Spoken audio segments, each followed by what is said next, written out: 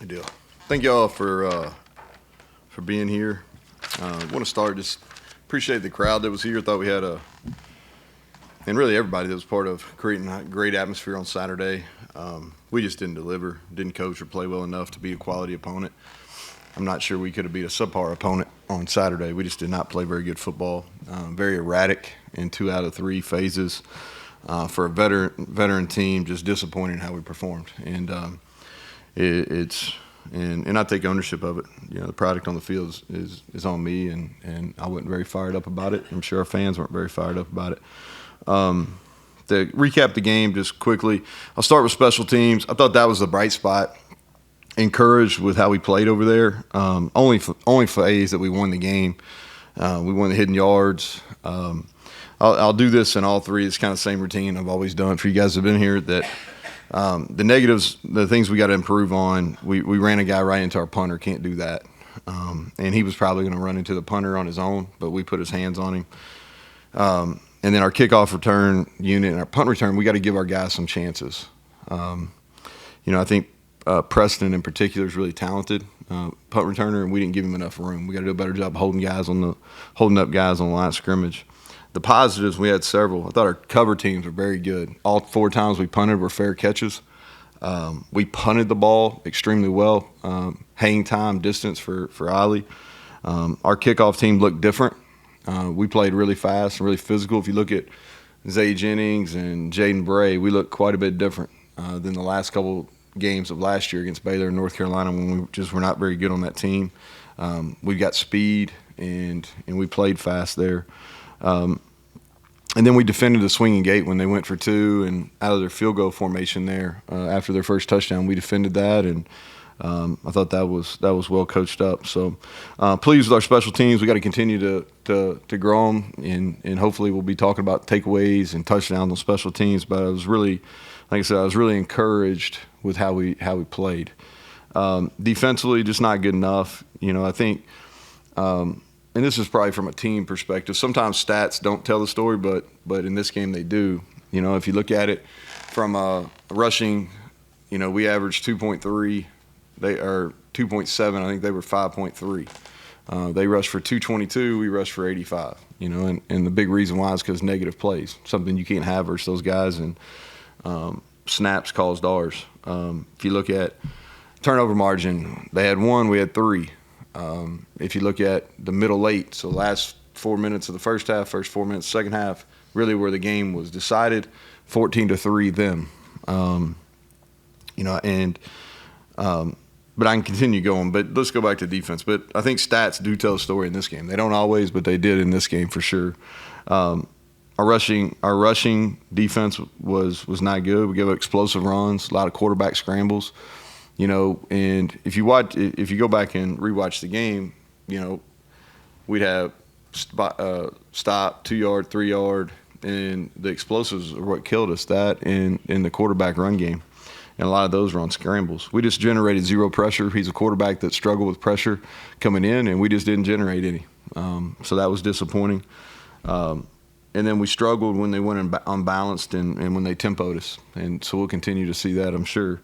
I think that was a communication sideline to players, player to player, but just wasn't good enough. The positives defensively, 3 takeaways, 0 points off turnovers. So did a really good job defensively putting out the fire. We played physical. We tackled. We hit them.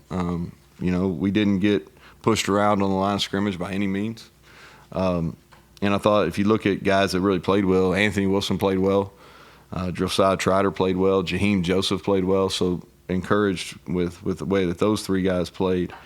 Offensively, just below our standards. Like the turnovers, we had ball issues repeatedly, and you're not going to beat quality people, and that's something we didn't do last year. And we had 3 turnovers, and we put the ball on the ground a couple more times. Just that's bad football, and we struggle with just basic functioning football snaps. Red zone. If you look at it, as bad as we played, if we just scored in the red zone, then we have a ball game. We had it in the red zone the exact same amount of times they did, and we were 1 for 4 there. We don't convert a 4th and 1. We kick 2 field goals and we get a touchdown, and that's the game right there. And our perimeter blocking, we didn't do a good job running guys off. We had some 10, 12-yard runs that would have been 30 and 40 if our receivers did what they were supposed to do. We had 4 drops on potential explosive plays with guys that usually make those. That hadn't been an issue for us.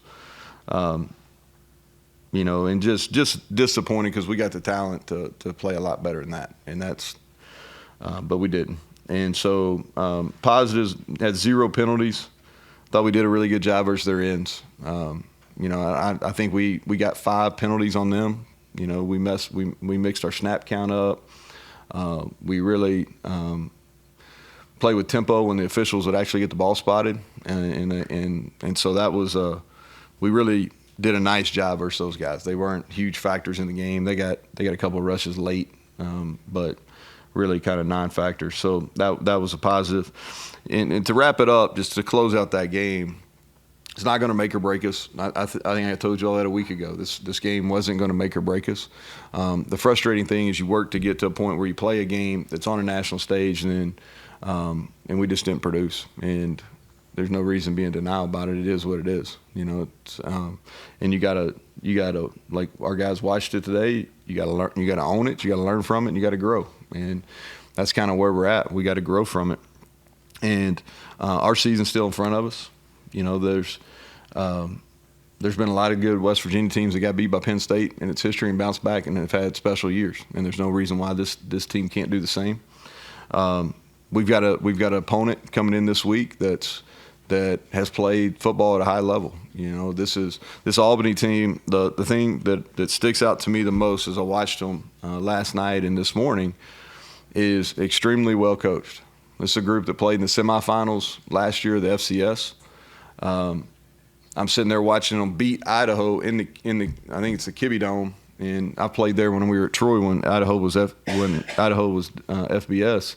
That's a tough place to play, and they go out last year and win in Idaho, and I'm watching that game thinking, Idaho almost beat Oregon, and so I think that puts some that gives you some perspective on what kind of team that's coming in here. It's a team that's used to winning. It's a team that plays in a really good conference, the CAA. It's one of the top 2 or 3 FCS leagues in the country. Coaching that myself for a number of years. And these guys do a really good job schematically in all 3 phases. And I'll start kind of on offense. Last year they were really good throwing the football, but it started with the run. They're going to give us a bunch of different formation looks. They want to establish the run. Offensive line-wise, they've got really good size, especially at the FCS level. I think they got 3 guys up front that are good enough to play in our league. And they've got a receiver that had a big game last week or on Saturday night that started his career at Oregon. Overall, they got 20 Division I transfers. I think 6 guys that were on Power 4 rosters a year ago. So they've got guys that can play at this level, and they're not going to be intimidated. They gave Marshall everything they wanted and more last year down in Huntington. And so defensively, they line up and play. They're a 4 down front that bases out of cover 4, and they play really sound defense. They tackle. Their defensive line is really well coached. They've had several guys that have left there in the last 3 and 4 years and gone on to Power 4 schools and then been drafted. And so they really are good at developing guys on that defensive line. And they've got 2 corners that can really run, that they play man covers. Regardless who they're playing, they've lined up and played man. And so and they're sound in their special teams. They do some things that we've got to work. They're a little bit unique, but they're a good football team. This is the best FCS program we've had come in here since the first game in 2019 when we played James Madison. And so they've got our attention. We're an 0-1 football team till we do something about it, and we've got a great opportunity on Saturday night. Get under the lights. My message to our fans is I wouldn't lose faith on one game. We didn't perform well. Penn State's got a good team, but we'll bounce back and we'll get back on track. And we've got a good football team, and we just got to go out and show it. And so it starts this week with our next opportunity. So I hope fans turn out. It's be a nice night. We're going to get to see the lights for the first time, and so looking forward to that. So Greg, open us up. So start up front on both sides of the football. I mean, and you said after the game, Penn State's very good. So, but you guys struggled there seemingly. Your thoughts, having watched tape? Well, problems on both sides. So I can I'll try to explain it to you. So, offensive line wise, if you go back and you just watch it, and we didn't do as poor a job running the football as the numbers show.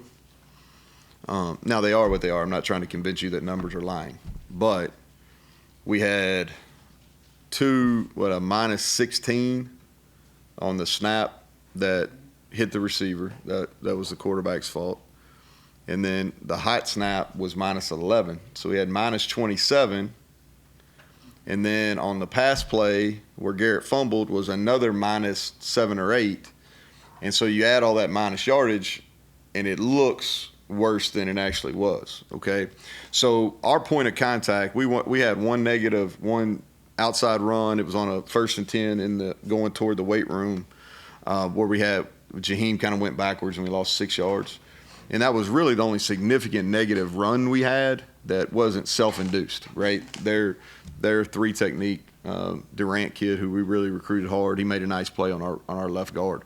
But our play up front wasn't as poor as the numbers show, okay? I thought we did a really good job on their edge people. Their quickness in the interior bothered us some. But I thought we got expansion on their ends. I thought we got good movement. Jaheim, we didn't get enough touches. He got injured and missed a good chunk there in the second, third quarter. But we didn't get him enough touches in general. But I thought he and CJ did some good things in the run game. I thought Traylon Davis did some good things in the run game. We've got to be more consistent versus the movement inside, and Cole's got to play a lot better for us in the run game. And then our receivers, they're playing man coverage, and we got to run those guys off. And so we probably left 30 to 50 yards in rushing offense out on the field just because our receivers didn't run off. And that was disappointing. And you can turn on our film from last year, and we were as good as anybody that was playing and running people off. And for whatever reason, we did not do that on Saturday. And so I say all that to say that our offensive line play was better than what the rushing numbers look like. And then our quarterback made some poor decisions in the run game, which attributes to that as well. On the flip side, defensively, we didn't necessarily – our issues were not just because they knocked us off the ball. It's probably and if that was the case, I'd come in here and say that. That wasn't the case. They didn't physically knock us off the ball. But we did a really poor job we did not do a good enough job in any of our run games. We did a really poor job in our pass lanes because we were too fast. And when we were running games, and I'm talking about D-line games, on passing downs, we were too fast and left big gaps, which I haven't calculated the scramble yards, but it's quite a bit. You know, it's probably 50 or more in scramble yards. And then we over-pursued the ball in outside zone. And so we had several cutbacks because we over-pursued the ball. And so for us, I think it's about simplifying what we're trying to do in the run game and making sure our cutback lanes are in better spots. That'll be the first thing. But we didn't get knocked off the ball. We didn't. That's why I don't have an issue with our physicality. But our execution was not very good, and they outgapped us on a couple unbalanced plays. I got a little, probably more footballish than y'all probably wanted, but. Yeah, how much of the stuff on defense stems from just not getting enough pressure on Allard? Well, his completion percentage was not very good with pressure. Now they know that too, and there's a lot of 7-man protection in there. It's hard to get, like you pick your poison. If you're going to 7-man protect, you gotta bring a lot of people, and if you do, you're leaving yourself, in man coverage. So you got to kind of pick and choose. But no, I mean he played really well, but he also had he had space, and there was never a time in that game where he was uncomfortable, and that's on us. Health-wise, Neal, did you come out relatively healthy? Yeah, I think our feelings are hurt. Does that count? Everybody. I'm pretty sure we had a light practice this morning. Everybody was out there, so we'll be back. You mentioned maybe you should have gave more carries to Jaheim, even though he did get banged up, and that was part of it. Was there a reason why that didn't materialize that way during the game? Because he was somebody that Penn State hadn't seen the year before, really. Yeah, so we got him touches early, and then he had that position. Like, I didn't get him carries late in the game because the game was decided. So, really, it's more of a second and third deal. And several of those, so most everything we do in the run game is read-wise, right? And I'm explaining it to you with the thought of he should have had more touches, okay? So, like, he should have had more touches. But everything we're doing is in the read game. And so there was a couple misreads where he should have got the ball. So, and there's at least 2 passing plays where he should have got the ball. So his touches should have been more. But myself as a play caller, I should have called more plays that get him touches as well. So that's kind of that. And he did get hurt. He did miss some time, but still should have got more touches. Overall thoughts on the passing game? I mean, Garrett's stats were basically the same as they were last year in the game. Yeah, I think you answered the question. Not real fired up. And we dropped more balls than we did a year ago. You think about it, we had the first play of the game. That would have been a 30-plus play. We missed one on a seam ball. The ball gets knocked out of Cole's hand. And then there's another one we got our hands on. And those are all minimum 15-plus yard gains, So it's not this isn't a coulda. This is, there were plays there. We didn't make them. And then we missed a really bad third down throw right at the end of the half on a 3rd and 3 that you got to make. We missed a third down where we didn't go to our running back where you got to throw. That's the read, tells you to throw the running back. And so we were not as efficient. And so we put a lot of time and effort into that.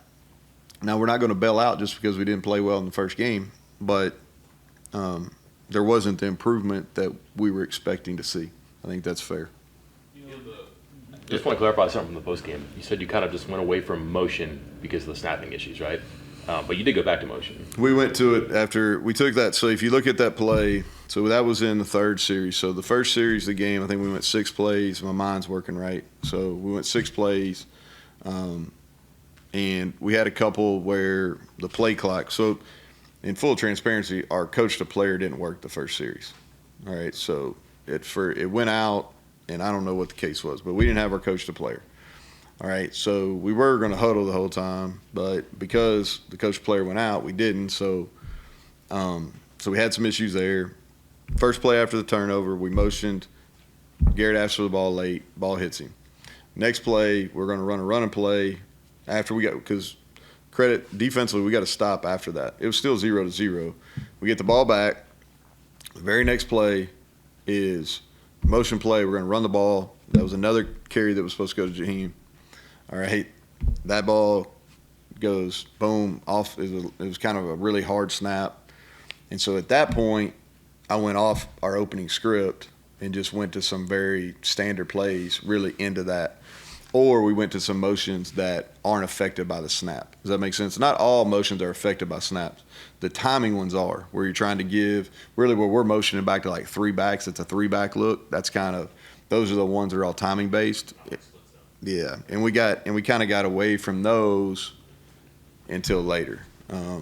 So the ones, I guess the easiest way to explain this, again, I'm probably doing a little more football than I normally do, but the easiest way to explain it is the ones that are affected by timing, where there could potentially be something hit, we got away from.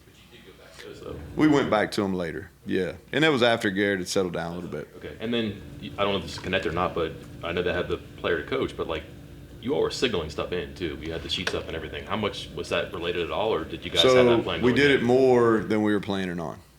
Yeah. So the way you have to do this is you have to have.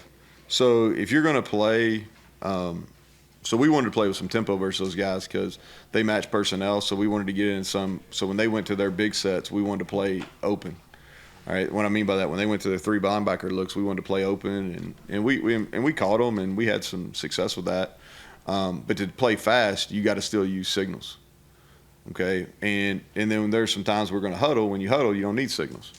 So, and then you've got to have plans for a rainy day, aka the system goes out, and so that's kind of the way. So you got to still have the signals. You got to have the ability to cover them up if you're going to use them. So yeah, does that answer your question, Mike? Follow up to the motion and the snaps.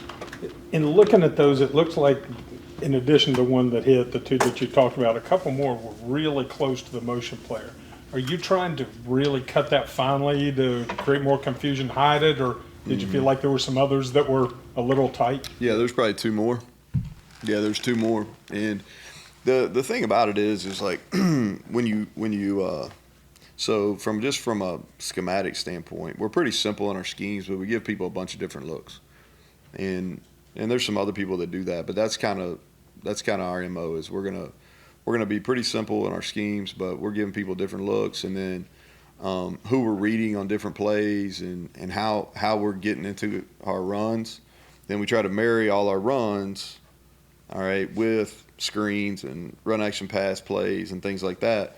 And usually all the motions and all that stuff fit together, right? Where all the movement plays look the exact same, whether it's a run, it's a pass, a screen, et cetera, right? We're moving the pocket. And so to do that, you got to have some of those timing motions. And literally that's the first time, I'm not saying in ever, because I'm sure, but that's the first time in a really long time we've had those issues. And we work that because when you can have a ball in the summer, we work it. And so we do a ball handling drill every single day.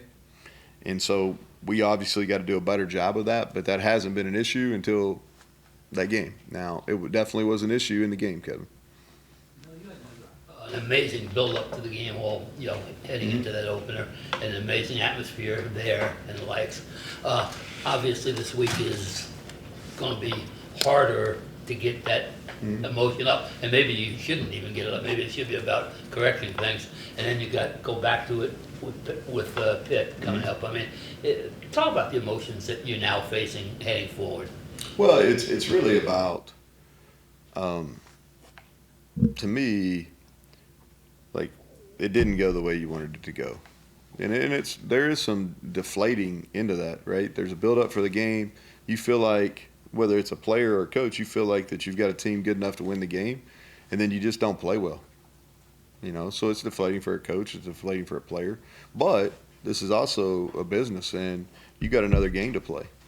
And you can feel sorry for yourself till about right now. And it's done, and you move on. Like, for me, this is kind of the last bit of the morning. I talk about the game with you all, and then I'm done. And I get to move on, right?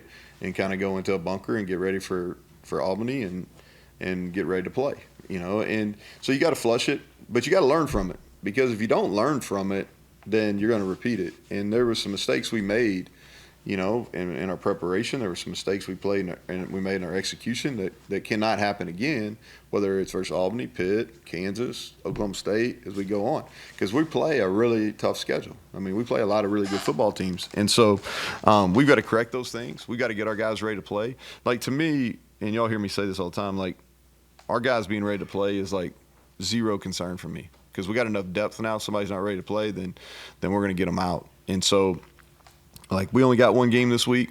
We're going to get back to work tomorrow.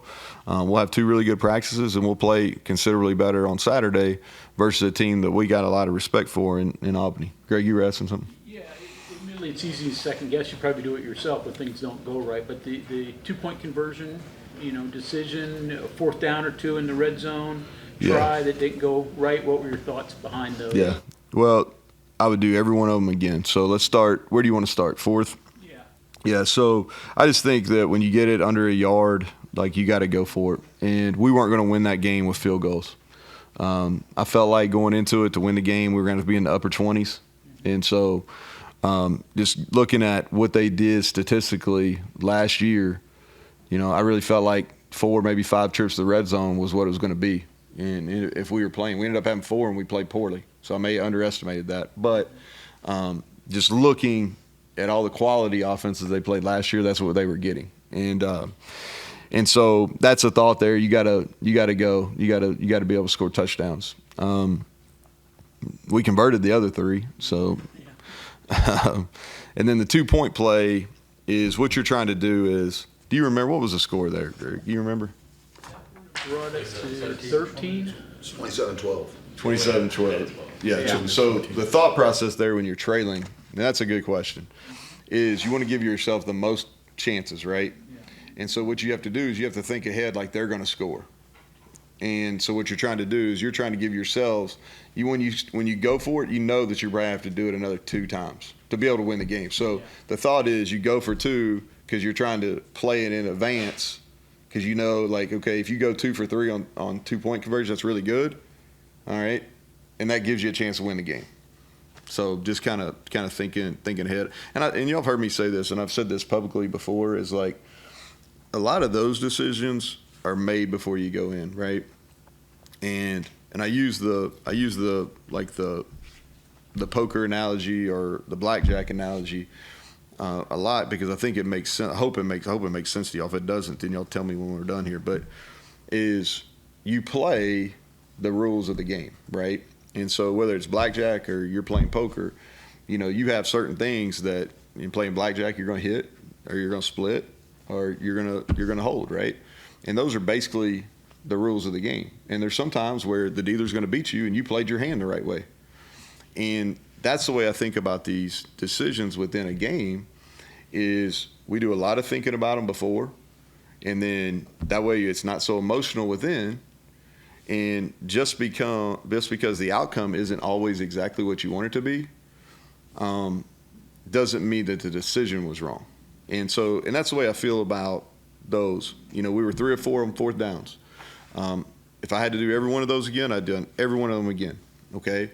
And it's probably not asked about it for 4 and 4, right? And it's a fair question. I don't mean to demean the question at all. It's a fair question.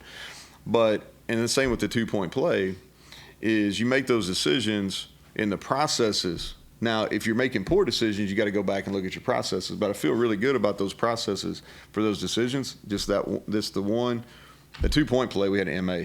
Like, we just didn't block it the right way. You know, the fourth. I would argue that our spot was unkind. Like, I think we very easily could have been 4 for 4. Yeah, Mike. Results for you, for them. First thing, what did you say? First down results for you, for them, seem like a pretty big difference. Just how much does that change when easier for them than? Yeah, we had 19, they had 21. No, I just mean like just the production on first down too. Yeah. It seemed like that was like 3rd and 2 every down for them. So, Yeah. Sorry, 2nd and 2 every time for them. Yeah, that was good. Like, that's fair. Our P and 10s were pretty good. They had less success on P and 10s, more success on made first downs. Yeah, we had too many 3rd downs in the game. You know, if you go back and you look at it, I always, like, the way the stats read, it's always 3rd downs and then 4th downs. But if you go for it on 4th down, the 3rd downs doesn't mean as much, right? So it's really about end of possession downs. So our productivity on end of possession downs wasn't necessarily bad. Where we got ourselves in trouble, we were in 3rd and long too much. And that's tough sledding versus those guys, because we have to help. You know, you have to keep people in. You have to keep your back and your tight end in. And so now you're playing to their strengths, because they can, you know, with the 4-man rush, they're pretty stout, and then they can drop people under your 3. And they were playing a lot of match, like underneath defenders, playing man with underneath defenders. Okay, thanks, Coach. All right, thank y'all.